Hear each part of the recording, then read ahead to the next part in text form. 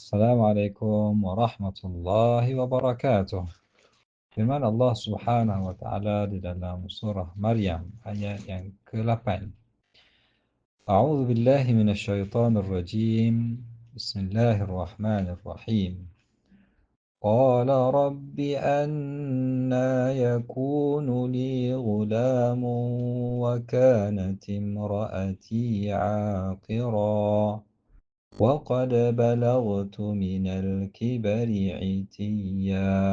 Artinya, Nabi Zakaria berkata, "Wahai Tuhanku, bagaimanakah aku akan mendapat seorang anak lelaki sedangkan isteriku seorang yang mandul dan aku pula telah sampai ke peringkat tua yang sangat lanjut."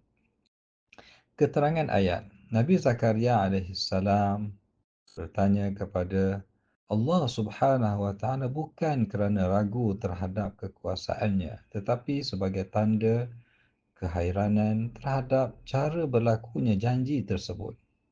Baginda menyebut dua sebab zahir yang menghalang kelahiran anak. Isterinya mandul dan dirinya telah terlalu tua. Pertanyaan ini menunjukkan sifat seorang nabi yang ingin memahami hikmah dan bentuk pelaksanaan takdir Allah setelah menerima berita gembira. Antara petunjuk ayat yang pertamanya, bertanya untuk memahami dibenarkan selagi bukan bertujuan untuk membantah ketetapan Allah.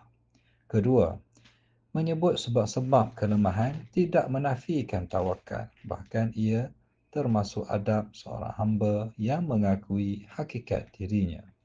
Ketiga, mengakui kelemahan diri di hadapan Allah adalah tanda kesempurnaan dalam penghambaan.